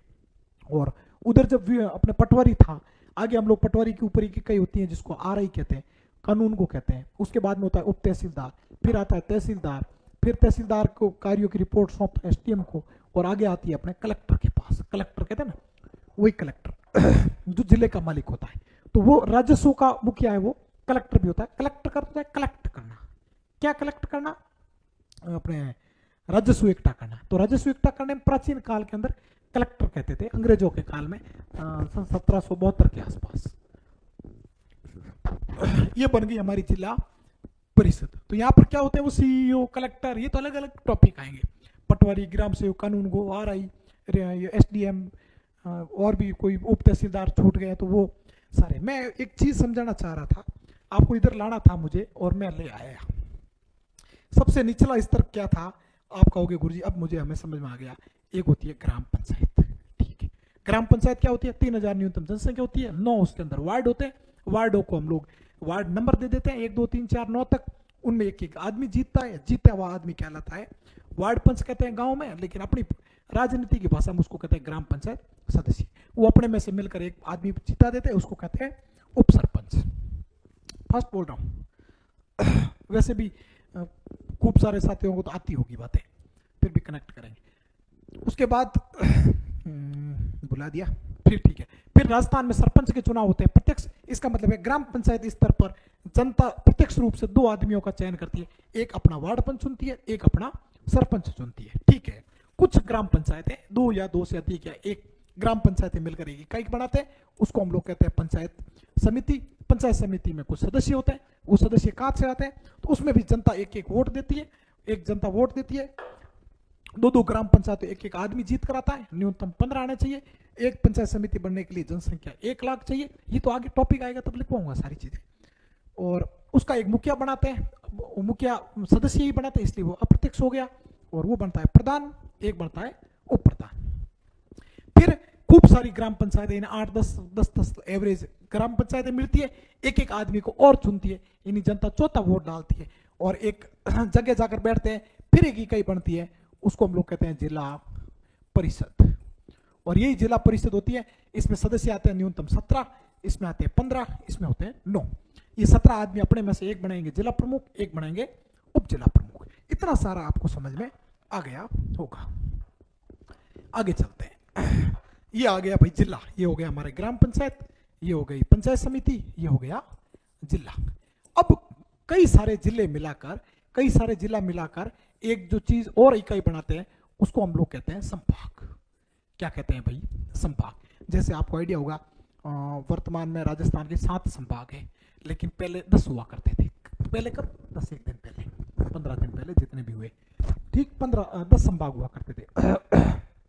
सॉरी, उससे पहले हमारे संभाग 7 ही हुआ करते थे। जैसे मैं जोधपुर संभाग में हूँ, जो जोधपुर संभाग के अंदर वर्तमान में जोधपुर ग्रामीण जिला हटा दिया तो फड़ौदी, जैसलमेर, बाड़मेर, बालोतरा और पाली और जालौर सिरोही, हाँ जालौर सिरोही, इतने जिले मिलाकर एक क्या बन गया? संभाग बन गया। ठीक है, इस प्रकार से कुछ जिले मिलकर इसका मतलब एक और क्या बनाते हैं भाई? संभाग बनाते हैं। ठीक है गुरुजी, यहाँ पर भी वोटिंग होती है कि संभाग का एक मुखिया होगा, जिलों से आदमी आएंगे या नहीं आएंगे। यहाँ पर ये प्रशासनिक का मतलब होता है काम ठीक से करे आदमी, रिपोर्ट एक दूसरे को ठीक से दे, इसलिए बीच में कड़ी डाल दी, उसको हम लोग कहते हैं संभाग। ठीक, फिर जितने सारे संभाग हैं मिलकर एक बहुत बड़ा क्षेत्र बनता है, उसको हम लोग तो राज्य कहते हैं, लेकिन मैं कुछ दिन के लिए नाम लूंगा प्रांत या प्रदेश। आप लोग कभी कभी न्यूज में सुनते हैं ना कि प्रदेश के मुख्यमंत्री श्री भजनलाल शर्मा पधार रहे हैं, वो प्रदेश शब्द सही शब्द है। राज्य कह दोगे तो राज्य तो हमने राजनीति में भारत पढ़ा था, इसलिए अपने को याद रखना है प्रांत। अक्सर वीडियो देखते हैं ना तो डबल की स्पीड करके देखते हैं, तो मैं खुद भी इतना डबल बोल रहा हूं कि वो डबल नहीं करेंगे, फिर डबल करेंगे तो इनकी डबल हो जाएगी। ठीक, प्रांत या प्रदेश बनते हैं, इसको अपनी भाषा में अपन लोग क्या कह देते हैं भाई? राज्य कह देते हैं। क्या कह देते हैं? राज्य। तो इस प्रकार से हमारा एक प्रांत बन गया और खूब सारे प्रांत मिलकर एक और इकाई बनती है, उसी को हम लोग अपनी राजनीति भाषा में राज्य कहते हैं, उसी को हम लोग भौगोलिक दृष्टि से देश कहते हैं और एकता की दृष्टि से उसको हम लोग राष्ट्र कहते हैं। और ये प्यारा हमारा भारत एक राष्ट्र है, भारत एक देश है और राजनीति की भाषा में भारत एक राज्य है। सॉरी, भारत एक क्या है? राज्य है। इस प्रकार से आपको एक ढांचा समझ में आया होगा। जिले तक तो मैंने सारे सिस्टम बता दिए राजनीति के। जिले के बाद में संभाग में ऐसा होता नहीं है, संभाग के बाद में राज्य में होते हैं और भारत में होते हैं। तो भारत और राज्य वाले हम अलग से बातचीत करेंगे, लेकिन कनेक्ट कर लेता हूं आपको फिर अगले कदम की ओर। इतना फास्ट तो नहीं बोला, पर बोला जरूर हूं। मुझे रीट के पाठ्यक्रम करवाने तक जाना है तो मुख्य रूप से तो रीट के विद्यार्थी देख रहे हैं। अगर बेसिक वाला पढ़ाना होगा तो 5-7 क्लास और पढ़ा लेंगे। ये लो भाई, हमने कहा था भाई ये तो अब दोबारा लिखने की आवश्यकता है नहीं। हम लोग संभाग के बाद में प्रवेश कर गए प्रांत में। ये प्रांत या प्रदेश, ठीक, अपन राज्य कह दे तो कोई दिक्कत नहीं है, लेकिन मैं जब भारत को राज्य की दृष्टि से देखेंगे तो वो तो एक अलग इकाई है। लेकिन ये लो राजस्थान लिख दो ताकि समझ में रहे आपको। और ये कुछ राज्य और मिलकर एक बनाते हैं, उसको हम लोग कहते हैं राष्ट्र, इसी को कहते हैं हम लोग देश, और इसी को हम लोग कह देते हैं अपना राजनीति की भाषा में राज्य। इसको लो स्टेट लिख दूं मैं, स्टेट। इंडिया नहीं, सॉरी, क्या है? भारत एक राज्यों का संघ है। इस भारत में ये जो राज्य होते हैं ना, ये 2 प्रकार के होते हैं। एक तो होते हैं जिनको हम लोग कह देते हैं राज्य कह दो, प्रदेश कह दो, प्रांत कह दो। एक होता है संघ शासित प्रदेश या केंद्र शासित प्रदेश। केंद्र शासित प्रदेश, केंद्र शासित कह दो या केंद्र की जगह संघ शासित कह दो। इंग्लिश में कहते हैं यूटी, यूनियन टेरिटरी, और राज्यों को कहते हैं स्टेट। ये 2 प्रकार के होते हैं। कितने कितने होते हैं ये तो भूगोल का विषय है। ठीक, इस प्रकार से हम लोग बना लेते हैं। अब देखिए, ये है भारत। इस भारत में हमने कहा कि एक सरकार है भाई, भारत की एक क्या है, सरकार। इस भारत में सरकार के कितने अंग हैं? आप कहोगे सरकार के 3 अंग हैं, एक व्यवस्थापिका, एक कार्यपालिका और एक न्यायपालिका। ये 3 अंग है, ठीक। अच्छा, ये भारत की सरकार है, मैं कहूंगा भारत की सरकार, ठीक है। इसका मतलब यहाँ पर प्रांतों में, प्रदेश में यहाँ की भी सरकार होगी? मैंने कहा हाँ। आपको आइडिया होगा, मैंने उस दिन कहा था मेरे घर में भी एक सरकार है, आपके घर में भी एक सरकार है, सब जगह एक सरकार है। तो प्रदेश या प्रांत में भी एक सरकार होगी। तो बताओ इस प्रदेश या प्रांत की सरकार के भी कितने अंग होंगे? आप कहोगे इसके भी अंग तो 3 ही होंगे। ओके, आपके अंग तो कितने होंगे? 3 ही होंगे। ये हो गई न्यायपालिका। ये 2 स्तर पर तो सरकारें हैं भारत में। ये हो गया एक स्तर, ये हो गया एक स्तर। एक स्तर हम लोग कहेंगे देश का स्तर, भारत का स्तर। दूसरा हो गया प्रांतों का स्तर, राज्यों का स्तर कह दो, और प्रदेश का स्तर कह दो। अच्छा, इसका मतलब भारत में सरकार 2 स्तर पर है। हाँ, 2 स्तर पर है, एक भारत स्तर पर, दूसरी प्रदेश स्तर पर। अच्छा, इस स्तर पर भी है, ये तो इसके बराबर में हो गई बिल्कुल। यहाँ केंद्र शासित प्रदेशों में भी एक क्या है भाई, सरकार है। यहाँ पर भी एक सरकार है। इस सरकार के भी कितने अंग हैं? 3 अंग है। अब देखो, भारत में ये सरकार है, सरकार के कितने अंग हैं? 3। भारत में इस सरकार की व्यवस्थापिका को क्या कहा जाता है? भारत में सरकार की कार्यपालिका को क्या कहा जाता है? भारत में सरकार की न्यायपालिका को क्या कहा जाता है? ये हमारे परीक्षा के सवाल है। फिर आएगी राज्य स्तर पर, राज्य मतलब प्रांत, प्रांत स्तर पर व्यवस्थापिका क्या कहलाती है, और प्रांत स्तर पर कार्यपालिका क्या कहलाती है, और प्रांत स्तर पर न्यायपालिका क्या कहलाती है। और फिर आएगी यूनिटेड टेरिटरी, यानी केंद्र शासित प्रदेशों में सरकार किस प्रकार से होती है। इन सारी बातों को तो हम लोग कल करेंगे। आपके लिए मैं प्रश्न छोड़ रहा हूँ कि ये जो प्रदेश, प्रांत या राज्य होते हैं, इस राज्यों की सरकार के जो 3 अंग होते हैं, इसमें जो व्यवस्थापिका होती है, इस व्यवस्थापिका को क्या कहा जाता है? इस प्रश्न का उत्तर आपको कमेंट बॉक्स में देना है। अगर आप यहाँ तक पहुँचे हैं, अगर ये सारी बातें आपने सुनी है, अगर आपको समझ में आई है, तो आप अपना सुझाव तो हमें देंगे ही, अपनी प्रतिक्रिया भी देंगे, लेकिन साथ साथ इस प्रश्न का उत्तर देंगे, तो मैं समझूंगा कि आप लोगों ने यहाँ तक इस कक्षा को देखा है। जब इस प्रश्न का उत्तर आप तक नहीं आएगा, इसका मतलब समझूंगा कि बहुत कम विद्यार्थियों को ये कक्षा देख रहे हैं। अगर कम ही देखेंगे तो मैं तो बेसिक का करवा के आगे रीट के विद्यार्थियों को पढ़ाना शुरू कर लूँगा। कोशिश करना इस प्रश्न का आप उत्तर है वो अपनी ईमानदारी से, आता है तो देना, नहीं आता तो कह देना गुरुजी हमको नहीं आता, हमको नहीं आता। लेकिन पहले वाला समझ में कितना आया, कैसा आया, इस बात पर भी आप लोग अपनी प्रतिक्रिया जरूर दें। तो ठीक ठाक हमारी क्लास जम गई है। 1 घंटे 15 मिनट की होगी, 1.25 घंटा हो गया, 1.25 घंटा। और इसकी अगली हम लोग क्लास एक और करेंगे, उसमें हम लोग ये भारत की स्ट्रक्चर, इसका स्ट्रक्चर समझ लेंगे, भारत और राज्यों का। और उसके बाद में हमने सीधा आपको संविधान में प्रवेश करवा दूंगा, संविधान में है क्या क्या, संविधान में किस किस बातों का प्रावधान है। और फिर मैं रीट पात्रता परीक्षा में जो पाठ्यक्रम लिखा हुआ है उस पाठ्यक्रम को शुरू करूंगा। लेकिन फिर कह रहा हूँ, जिसको रीट पाठ्यक्रम पर पढ़ाई करनी है वो मेरी 2 कक्षाएं जरूर, 3 कक्षाएं जरूर देखें। ठीक, तो आज के लिए इतना ही, फिर मिलते हैं कल, तब तक के लिए धन्यवाद।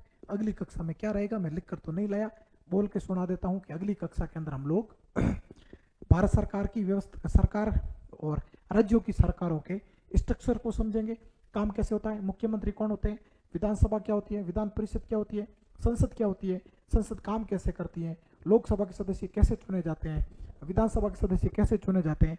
इन समस्त बातों की चर्चा हम लोग अगली क्लास में करेंगे। तब तक के लिए धन्यवाद, नमस्कार, फिर मिलेंगे।